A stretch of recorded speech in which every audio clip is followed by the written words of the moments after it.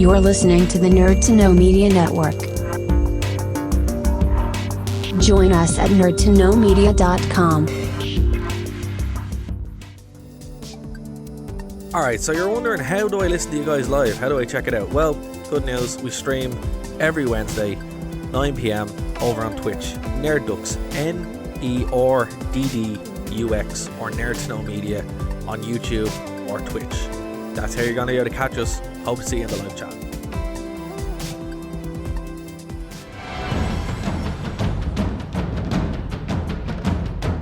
Broadcasting from the Blanchistan Centre, this is Phoenix FM.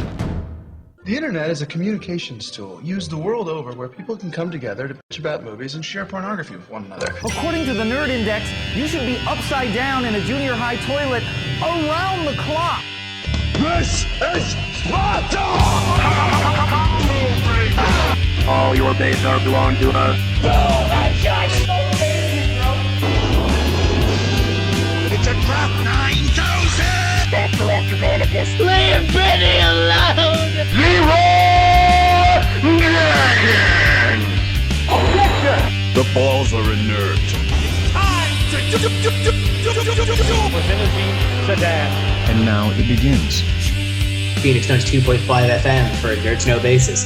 Also streaming on YouTube, Twitch, all those good places. And this week we have with us, as always, Dara. Hey guys, what's up?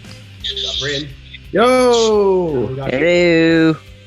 How's it going, guys? How's the week been? I'm back. How's it all been? Welcome back. Well, I don't know if this is working or not. Hopefully we're streaming to the right place, but if not, it is what it is. Must go on. If not, welcome. Yeah. Welcome to what could possibly be the unmitigated disaster of the new way we're streaming. So, and truly, is that not every week on this show? No, because the problem is usually everything's fine with the laptop, but because I'm moving away from the laptop because the laptop screens and overheats, and I'm always afraid it's going to blow up in my face. Now trying to move it on to the desktop, it's like, did I put the right keys in? I don't know. We will find out. But somebody is watching. Somebody is watching at least. I would say that in ways of unmitigated disaster, it's more of like an exciting train wreck. So I like that. I like that. Let's use that. In every conceivable fashion, a spectacle. Yeah. Yes. That's fair. I don't like. I've not been plugged in very recently, but the moment I tuned back into kind of Twitter and that after my drum off, shouldn't have done that. Know any of the details about this whole GameStop thing, because I think that's probably the biggest news here. Okay, so from what I gather, and there's a couple of channels that do it. So do you guys know what shorting is? No.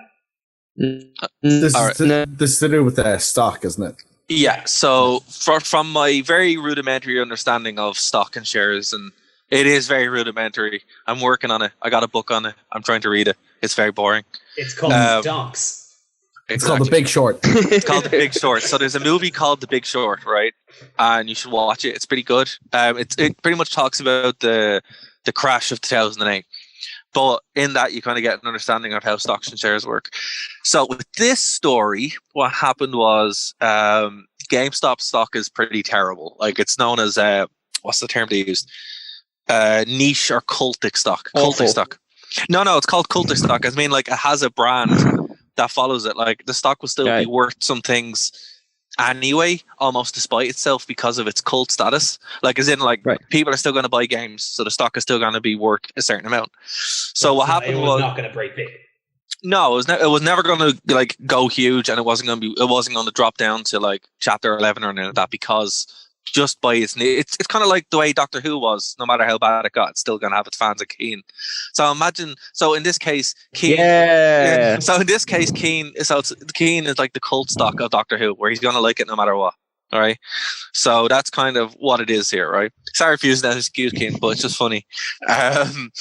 No. It's very.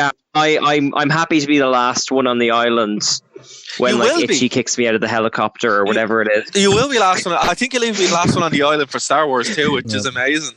Yeah, Anyway, well, you'll have room. That's the positive. You know? I outlasted you. They're big islands. they are big islands. They are big islands. So you know. So anyway, that's the best comparison I can think of. Where it's like, it's still going to have its core fan base no matter what happens. So that's called cultic or niche stock, right? So that is the stock that like GameStop was since about 5 or 7 years, when the transition basically from physical media to digital went, you know.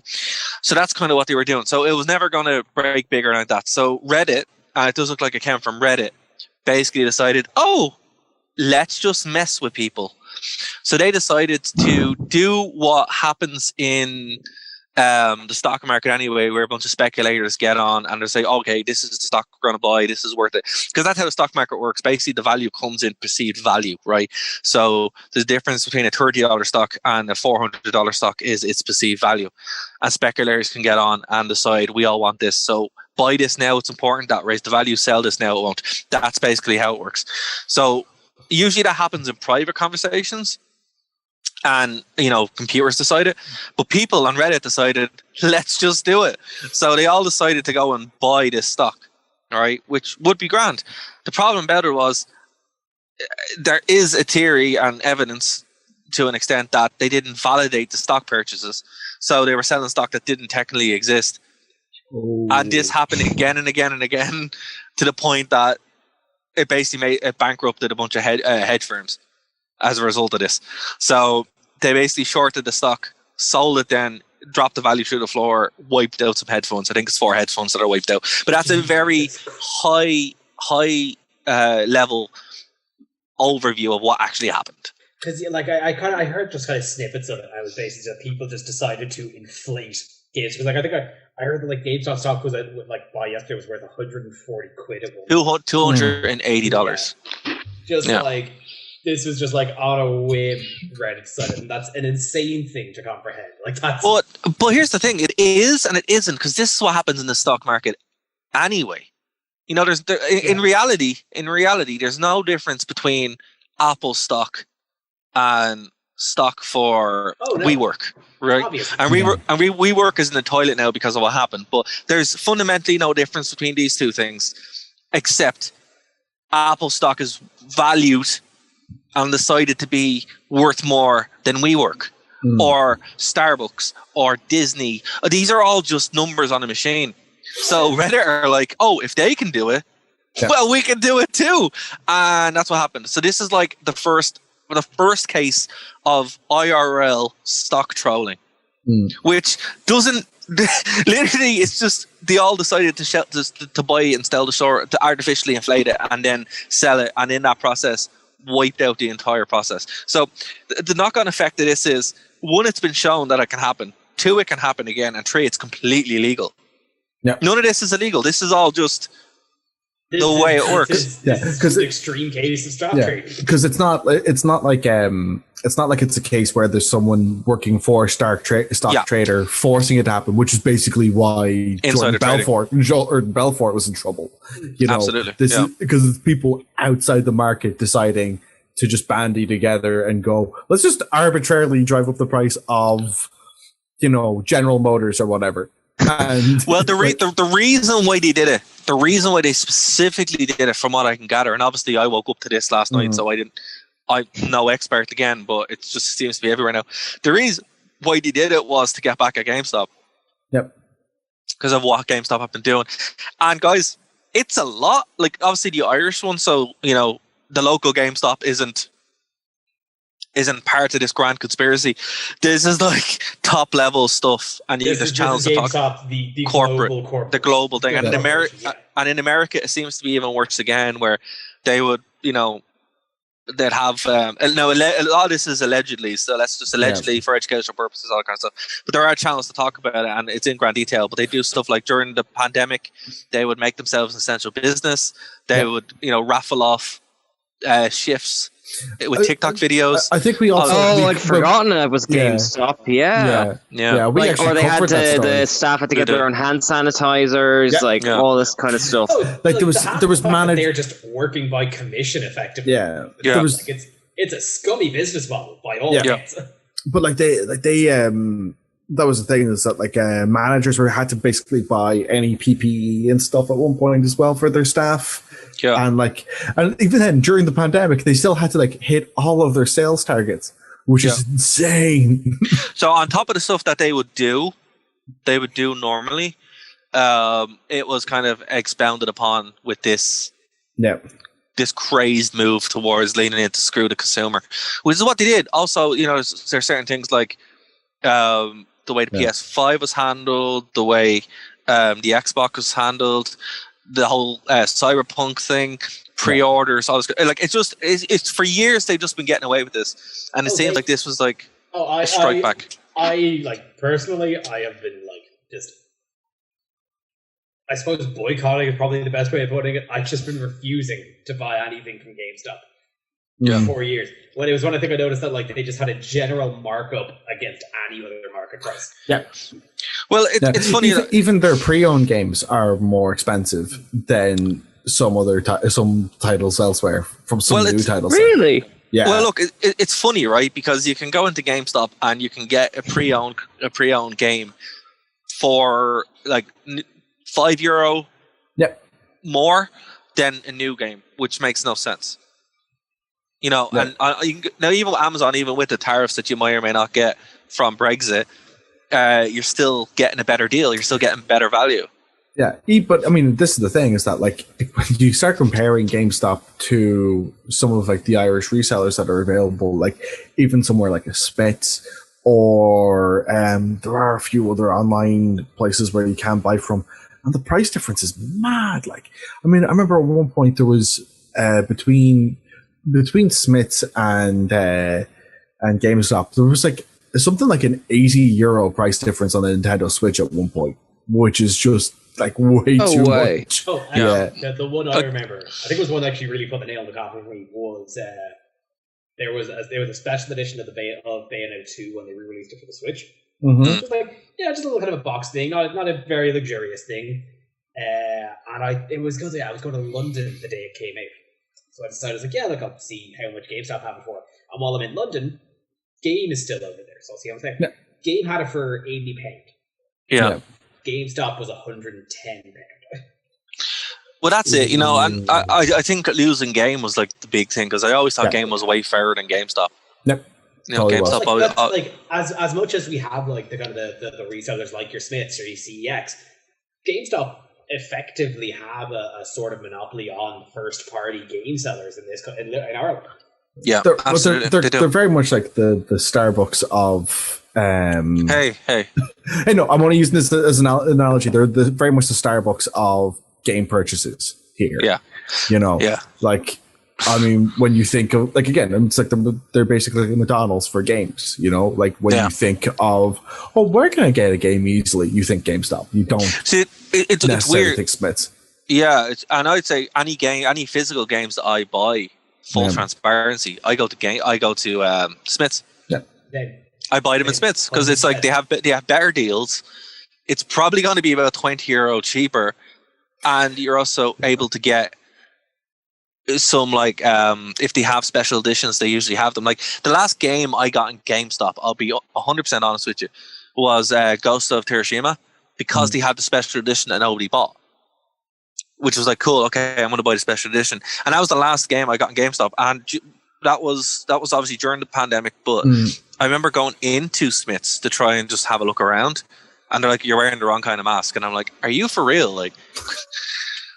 Really? We're what kind of mask are we talking, Dara? Was it on your head? It's a V for Vendetta mask.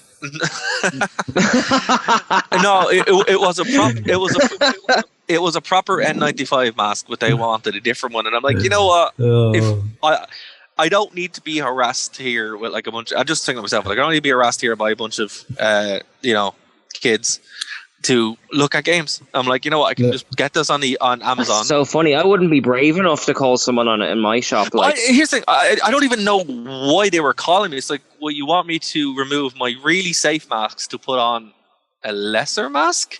This makes no sense. Are you sure it wasn't just some peddler who'd come into the shop? Oh man, I don't know. I was just like, this mask was worth 35 quid. It works. It has many filters and blocks out everything. I don't understand why you want. But yeah, I wouldn't even put that on Smiths. I'd say that's just some weirdo that worked in your Smiths.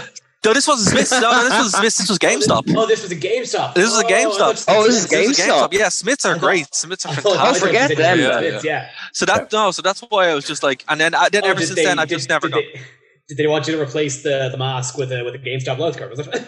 Oh, I don't know. I don't know what it was, but I'm just like, honestly, Kev, I was fully expecting them to go, here's a GameStop mask, and you're like, okay, at least that would make sense. There's $20. It's hidden inside the Funko Pop. Yeah. You just bought yourself the platinum level of their loyalty service. The loyalty service. You know what? And I will say, I actually did have the platinum loyalty thing for about a year because it was cheaper to get SimCity with it, and it's the most useless thing on the planet. You get nothing. Like, I mean, it's funny though, because I think the last thing I bought in GameStop was a Fallout pint glass, and really, yeah, but I found like more merch in there in the last couple of years that I've wanted than I have anything else. Like, because like I just find that like when it comes to buying games, especially because like going through a period of like only having a PC game, and their PC game selection in every branch is abysmal. So like that really limited it, but it meant that like, you know, I'd still kind of like look around, see how much things were priced at comparatively for, because it's going like, well, I'll probably get a PS4 at some point. So I'd still look around. And you look in other shops and you're just like, this is insane how expensive shit is in GameStop. Like, you know. It really, like, I think when you start getting games on Amazon as well, like, I know Amazon has its own problems and look, it has a ton. But when you start seeing the markup with all this stuff, you're like, oh my God, this is crazy. You know? Like, the last no reason. No. So this is why Reddit hate them. Getting back to topic, and this is why Reddit were like, all right, we're gonna make sure you guys hurt, you know. And I think it's really clever. I was watching a video today. It's saying that it's the ultimate expression of market dictating capitalism, where it's or something like militaristic capitalism, where it's just like we're gonna point the weapon at, you know, that's usually put on people to the corporations, which is just like, wow.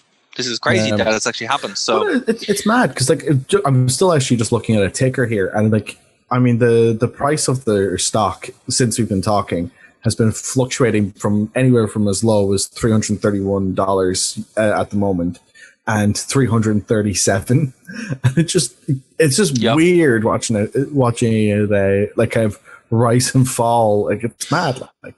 But see, as that's going, because there's nothing backing it and there's no like investment in its value, that's just bankrupting companies as it's happening, which is unbelievable. It's just there's no backing behind it. It's just like, oh, these are just numbers on a screen, and it really shows you, wow, this is just numbers on a screen. So I would say it's the most interesting story happening right now. Everyone is covering it from all different angles. And I'd imagine that if something like that happened to Disney, I'd say that's exactly what they would do. And like, as much as I wouldn't like it, I'd find it very funny if what's the parent company for Warner again? AT&T. If AT&T bought all the IP for Marvel. Oh no. Like, I'd be okay with that. I'd be okay with it actually. I wouldn't like it, but I'd find it very funny. Like it. Now, this would, like, in terms of scale, this would be much more gargantuan task than the GameStop thing. Like, the GameStop thing is a case study for what happened at this scale. Like, but in terms of kind of the immediate results, like, it'd be very difficult to see. Like, I think some high-level execs may lose their job immediately. That'd probably be the first thing. Yeah, probably. Ooh, the hedge funds that have Disney Sunk. Yeah. Any corporate funds that are holding Disney in their accounts, they will just be gone overnight. Yeah. In terms of it'd be very much just a lot of money draining very fast. Yeah. That's pretty much what this is. Yeah, and going somewhere? Question mark. Yeah. Off into the ether. Yeah, basically. But yeah, so that's the biggest news story of it's the biggest news story kind of period.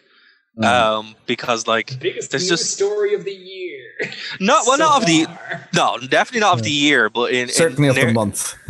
I wouldn't say in a month. I mean, like in nerdom anyway. But what's funny about it is I'm seeing it being reflected in all forms. Like Tim Pool had a video on it and all that kind of stuff. So I'm like, right, if political commentators are talking about it, it's transcended just the normal run of it, because Upper Echelon Gaming did a whole breakdown of it.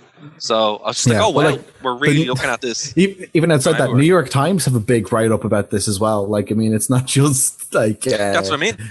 That's what I mean. It's mad. Like, I mean, yeah. When something like this happens, you're like, oh, sure, isn't that entertaining?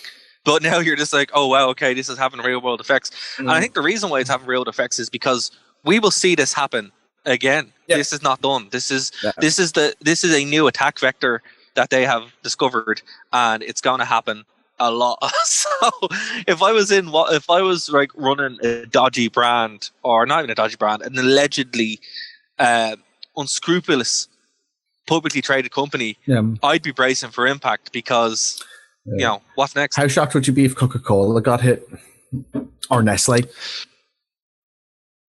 I wouldn't be. To be honest with you, Nestle, I wouldn't be shocked. I'd say, but the thing about it is, they still have perceived value. It has to be with a company that hasn't got perceived value. So yeah, you can't, can you? Not yet. No, but I mean, like,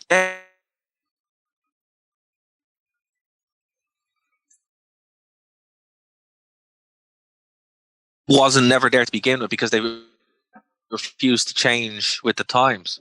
They refused to grow a physical brand. It's still a physical product. And download a Coke. Well, not yet. Yeah. Well, until we get that replicator sorted out, it's not going to happen. Absolutely. But yeah. But yeah, so what else happened in the hopper this week? Guys, do we have anything else? I know Lisa is incredibly excited that apparently Spy Kids is coming back. Is this something you guys are incredibly attached to? I can't fathom why anyone would be excited about Spy Kids coming back. Because this is my reaction to that too. The thing is, I'm not immediately surprised. Like, I never watched it, but like, there was that Robert Rodriguez movie that came out, I think, on Christmas. The Shark Boy Lava Girl. Shark Boy Lava Girl sequel. Yeah. So, like, I think I was surprised that it took this long to announce Spy Kids thing, because I assumed that would be a soft reboot out of that. I do not. Well, actually, sorry. Is Robert Rodriguez attached? Actually, was that confirmed? Yeah, it's been confirmed. Yeah. I just, for the life of me, okay, look, Spy Kids was a fun movie, but I was never attached to it. I think this is something that Lisa has to really kind of explain to us, because honestly, I thought it was a joke. If Bryn had posted it, I would have been like, oh, that's a funny joke. But with Lisa posting it, you're like, oh, she's serious. Okay. Oh, I'm with Lisa on this one. I've seen Spy Kids 1 and 2 at least 30 times each. Right. Okay, Keen, you are in control. Please. Yeah. Okay, so you're gonna have to kind of help me there with the love of it. I need help understanding. It's such a weird kids franchise, because you know kids movies and you know kids actors, and they have a certain rhythm, and then this movie comes along where the villain is Alan Cumming and it's kind of James Bondy, but also his minions are living thumbs. And they're fighting skeletons, and there's just, you can tell the director comes from some kind of horror background, and he's getting away with a lot more than he really should. And it's just such a weird mix of ideas and concepts and tones, and yet it's incredibly sincere. And that's very hard to find that mixture in a franchise. You see, So, I think my problem, I don't know, you're gonna laugh at this, but one of my problems with it, Keen, was the kid. He had a really punchable face. Yeah, that kid. Oh man. Yeah, and it's like that's a kid that you wouldn't punch him, Dara. You'd drop kick him. What are they called? Oh, Carmen and Trudy, I think. Yeah, no, you're right, Brian. It's not just punch. It's like it's like you want to like kick him into next year, like because face you really want to wedgie.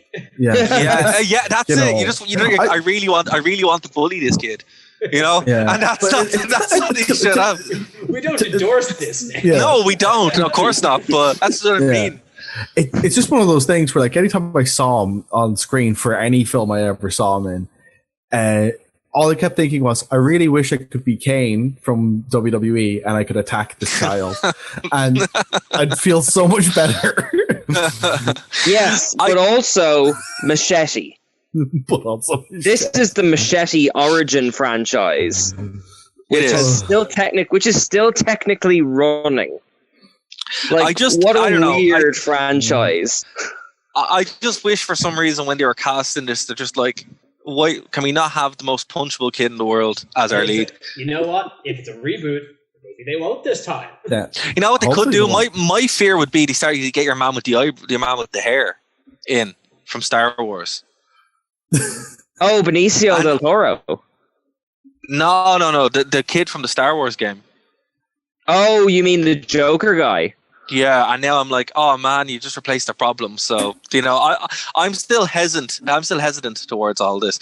But here, I want to get your take on this. Speaking of Star Wars, so 2 bits of Star Wars news, right? One, there is an open world Star Wars game in the making from Ubisoft. So it's pretty much Watch Dogs in Star Wars. Yeah. And or Assassin's Creed in Star Wars, or Far Cry in Star Wars. I was talking this with my friend. Not with Kane. You're Kane. With Keith from Anime Crash Course, and he was like, "Yo, Ubisoft games are all the same." It's like, "Yep, they really are." And it's just like, once you get it all, but Watch Dogs 2 is good. I will say Watch Dogs 2 is good, and Assassin's Creed 2, the pirate one, the pirate one is good, and the 2 is good as well. But yeah, I have a feeling that this is going to be a collectathon, probably running around Batu to plug the Star Wars. Land, and I hope it's not what do you think? Towers in space. Yeah. How likely is it going to have towers that you have to climb? I really hope not. If they're going to do that, what I'd say is right. If they're going to do that, my only hope and my sincere hope. How many strongholds are you going to have to break into? My sincere hope with this game is that it's not anywhere near the franchise. Right, I just want it off in its own thing. The Star Wars game. Yeah, I want it off in its own thing, in its own timeline. Maybe on Taris from Old Republic. That would be cool, where you can go to the underground and all that kind of stuff. But it's not going to be. It's going to be. Look, if it's going to be a live service game, it's going to be the most basic Star Warsy aesthetic-y stuff. It's going to have Tatooine and people with guns, and it's going to have one of those plots where it's like, you are the chosen one, and then the clip ends, and there's 13 other chosen ones in the room with you, and I see the writing on the wall of it being one of those, Yeah. But the good news is we're going to get Knights of the Republic 3, and that's not made by BioWare. Yeah, well, it's not made by BioWare, it's not made by EA, so it's like, I don't know, there's a lot of good things in the works, but also it's so just who's going to be doing it? It's going to be Obsidian again, or? They haven't said yet. I hope it is Obsidian, that would be cool. But also, I'm kind of just as much as I don't care about a Ubisoft Star Wars game, just because it's Ubisoft. I'm very happy that the Star Wars license has kind of been let out to kind of. But he kind of had to, man, because he had to, because like it's like just like the movies, they messed up so badly. They need to get more people in. And it looks like they're going to remake the sequel movies. That's what I'm hearing too. Explain that one to me. So, at the moment, it's verified but not verified. It's like backward channels. Are they going to do the DAS opening? They're going to do the DAS opening. I'm all in. No. So from what I have heard it from multiple sources. I've heard it from the actual source itself, who, could could or could not be bullshit, and we don't really know. But so it's either going to break down into one of two things. Either they're going to actively change everything through the Mandalorian, with each Mandalorian season kind of changing just enough that it undercuts and leads up to the sequel trilogy, but not really. Right. Or they're going to do a complete just purge of the sequels and like recut them and reshoot them to make good movies out of them. And they're going to just like say that it was a gas leak like Community did? No, I don't know, because here's the thing. They have the wills of the Force, right? So they can just say, oh, it's just a different timeline. And that's it. They can just say it because they've already done it. It's a Force leak then. Okay. It's a Force leak. Yeah. So I don't know, like, because here's the thing. I was watching, my mom, for some reason, is watching all the Marvel movies in sequence because Disney Plus has them all in sequence. And I'm like, why are you watching them all that way? And I thought she'd done loads of research. And she's like, no, they just gave them to me like that. I'm like, oh, fair enough. But as I was going through it, I'm like, they've removed the Incredible Hulk from ever existing. No, but the Marvel one with well, that was never really. That was kind of a co-owned type thing, like the way Spider-Man. It has Tony Stark in it. It does. Oh, I know. I know. But didn't they actually just announce that like they're doing another Hulk movie with Tim Roth? Yeah, exactly. What? This is news to me. Well, no, they're not. No, sorry. Okay, one thing at a time. So, because there's a lot there. That's a big sentence, right? They're remaking Star Wars with Tim Roth as the Hulk or something. No. Okay. So they're remaking that show where Tim Roth is a serial killer. Yeah. So they're not doing another Hulk movie because they can't. Universal won't let them. They are going to bring back Tim Roth as Abomination into She-Hulk. Oh. And that's what they're doing with... I can see that working, yeah. Yeah, so that's what they're going to do. Now, what's interesting about this is, one, the events of the Incredible Hulk, obviously the Ed Norton movie, have been referenced in the Avengers. Yeah. General Ross has been in the Avengers and Civil War, right? He is General Ross, so the same guy. And Abomination still exists. So the movie and the events of the movie all have happened, but Marvel have decided that movie doesn't exist, and I think that's really weird. So there is precedent for I wouldn't overthink it too much though, because the Spider-Man movies are not on Disney Plus either though. I wouldn't take that as like a baseline indication, and that's because of Sony's mingling. Spider-Man Far From Home and whatever isn't on Disney Plus. Really? Yeah. They're not there. Oh, I didn't know that. But anyway, no, I would say that there is precedent for this plausible deniability within Disney to just change whatever they want. Yeah, like it's weird though, because it's like I think that's the thing about Disney Plus, that like it's interesting what isn't there. Like Spectacular Spider-Man, which is arguably the best animated Spider-Man series, isn't there, but it is on Netflix.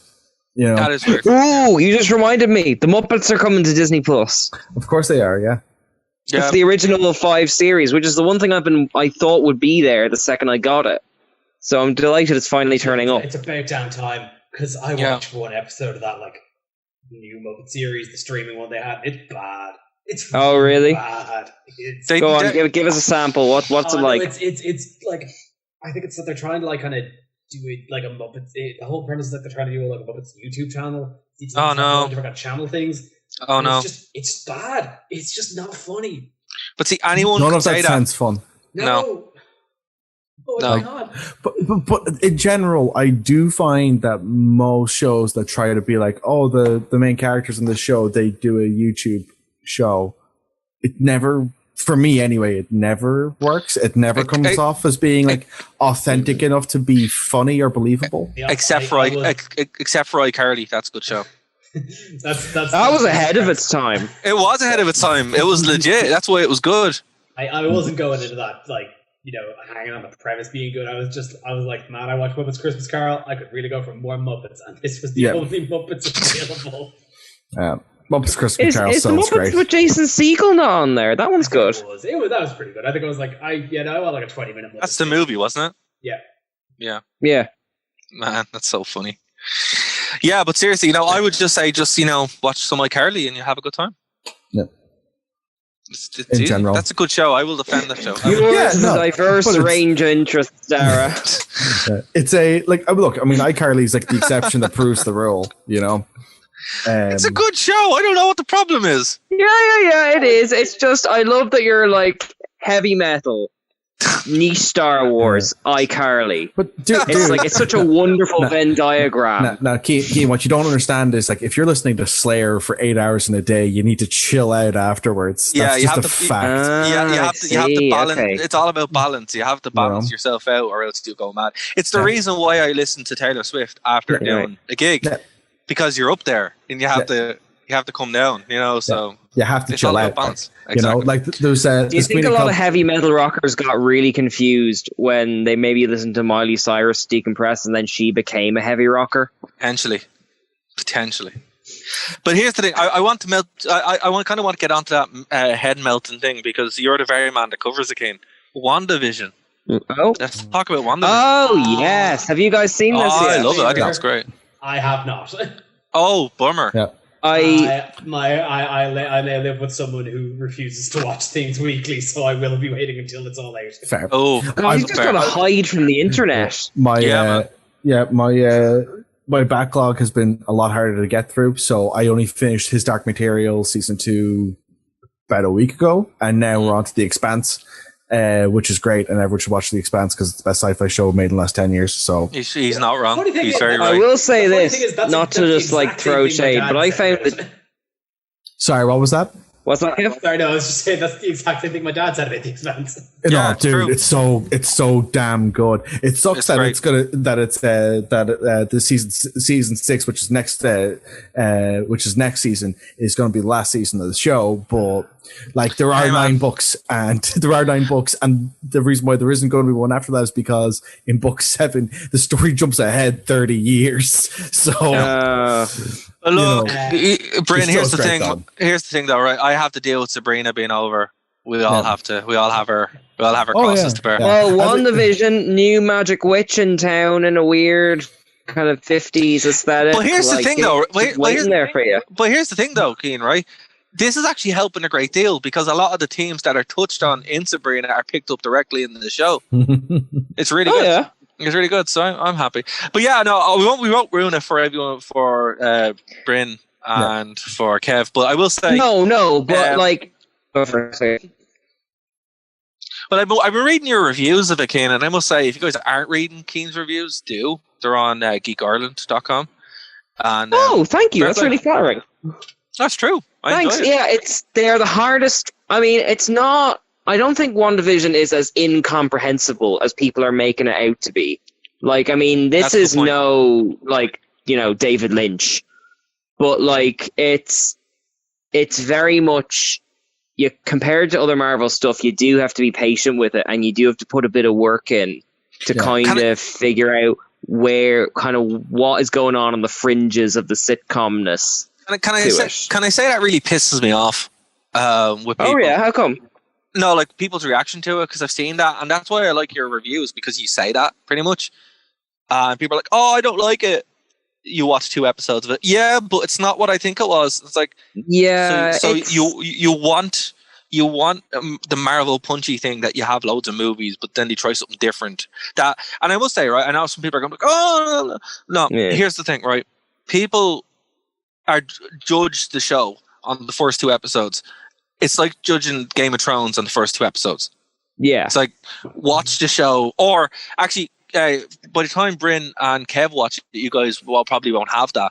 But because you'll get the full experience of it straight off. And I would say that they probably should have dropped it all because the reaction has been ridiculous. I can't believe people are so entitled that they won't wait for 5 minutes. But it's like judging, I think it's like judging any show by the opening couple episodes of it. I mean, like by and large with most shows, it takes them anywhere from, like with season 1, it takes them anywhere from a half season to sometimes even a whole season before they actually figure out what the hell their format is. Absolutely. You know? Like I think it's like, I mean, how many episodes is supposed to be in WandaVision? It's gonna be like 10 or so. Yeah, I think 8. So it's going to be short enough, but like, I mean, to go back to the David Lynch thing, it's like people wanting to know who killed Laura Palmer or whatever her name was by episode 2. The idea, figuring it out, is the hook. Yeah. So, see, I mean, I get if I... Yeah. Sorry, but see, like, it's annoying because the whole reasons that we start getting Marvel fatigue was because everything was the same. Yeah. And now they've given us something so completely different. And I must say, look, I'll be straight with you. Even if it had just been that 50s sitcom, I would have loved it. I grew up with ID Magini and Bewitched. I thought it was wonderful. But the fact that it's so weird and so eerie at times, I'm like, what show are you watching? Like, this is really cool. And I think it sucks, that people can't wait. Having not watched it, I don't like it.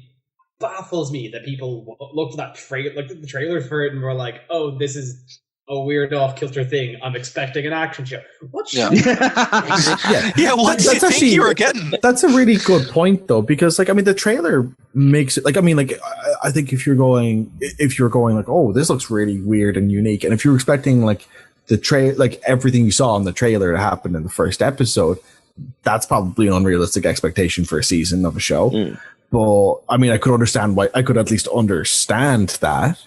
But when the show's trailer, as far as I can remember, and you can correct me if I'm wrong, but as far as I remember, there's not one single action shot in that. There's plenty of effects shots, but not any action shots. So, well, see, apparently the action is coming in the last episode. Last episode is supposed to be a Marvel movie, right? Which makes sense. I want action from it. That's the thing. But that's the thing. I'm like, I don't. Why do you if you want to watch it, you can watch it. But I'm just like, I think this is a much smarter. And I hate to use that term because it makes me sound like an arrogant, what.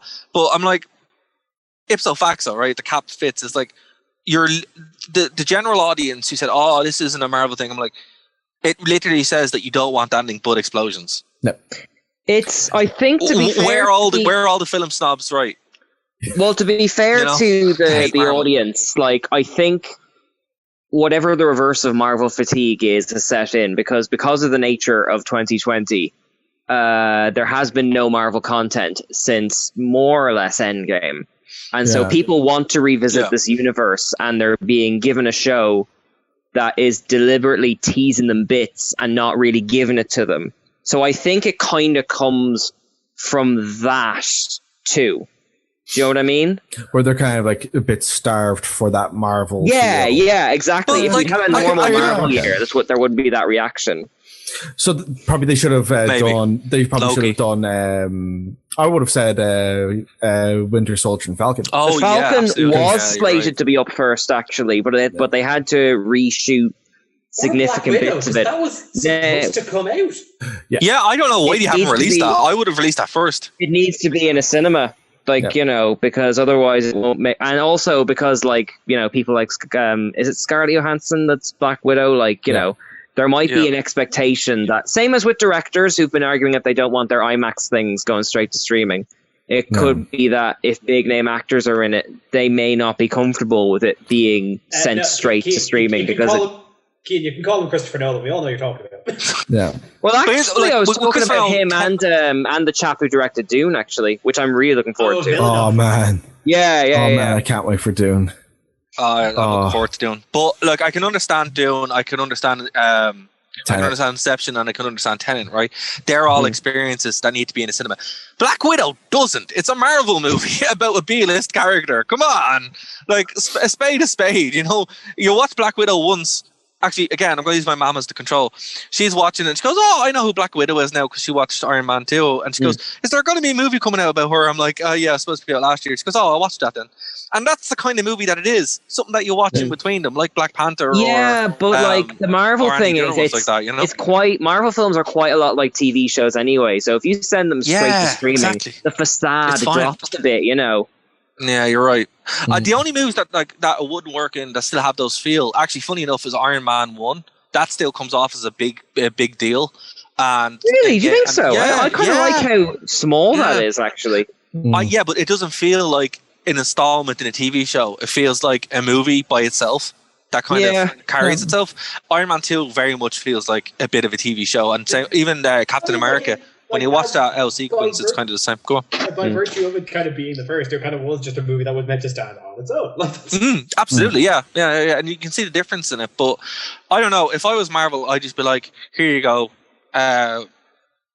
enjoy." But look, if you haven't seen WandaVision, I know obviously you guys are going to give it a chance. But anyone listening to this who hasn't watched it, you have a good time. It feels very Twin Peaky, just not as incomprehensible as Twin Peaks the first watch. I don't know what people are so hesitant towards it. It's if the kind of weird aesthetic and like not having it being spoon fed to you is frustrating, just wait a few weeks. Yeah, and you'll have the whole thing. It's on Disney Plus. It's not going anywhere, Exactly, that's it. And I know it's funny, the third episode really started giving people what they wanted as well, and I saw the turn and I'm like, wow, this is the reason why we have a bad name, because they're worse than wrestling fans, where it's just like, we want this, and then you give it to them. We don't want this. Yeah. So not that way though. Yeah, we didn't want it exactly like that. Here's the way I would have done it, and it's just like, oh my god, you sound just like wrestling fans. Like, what are you doing? Yeah. This is why wrestling's terrible. Are you guys SpongeBob SquarePants fans? Where it's like, I remember there's a particular scene where he's like making Plankton push the oven all the way in like a circle around the room until it ends up exactly back where we start. That's how I see this discourse going. Yeah. Marvel's always saying, okay, we change it. No, back to where we started. Cool. Yeah, love it. Perfect. This is very much, that's pretty much like how all nerd culture, the satisfaction discourse goes, which is that like, it's like the way it is now is wrong. And then they change it and they go like, it's still wrong. It's still wrong. It's still wrong. It goes back to the original point and go, yeah, now it's fine. You don't understand, guys. You don't understand. You can't truly love something unless you hate it. Yeah. Yeah. God, that's it. Can we get that on t-shirts? Get me out of here. It's what it is. It's why they say no Star Wars fan actually likes Star Wars. No true Star Wars fan likes Star Wars. They only hate Star Wars. I've been saying that for years. I've said that for years with Metallica. I hate them to bits. Oh yeah. I know what they've done wrong. Yeah, but I must be doing something wrong then, because I still like the stuff I like. Yeah, but see, that's the thing, Keane. That's why you're like the light of like, a lot of ways. Also, Kev, on the Metallica front, like, to be fair, Metallica have been a shit band longer than they've been a good band. So that's true. They've been a terrible band longer than they've been a good band. That's very true. Yeah, and it's very true. The bits, and here we are. Yeah, absolutely. With their live shows and their balloons. With their live shows and their Lady Gaga. This was like one of the most hard rock bands of the 80s. I know they have balloons and shows. They're yes.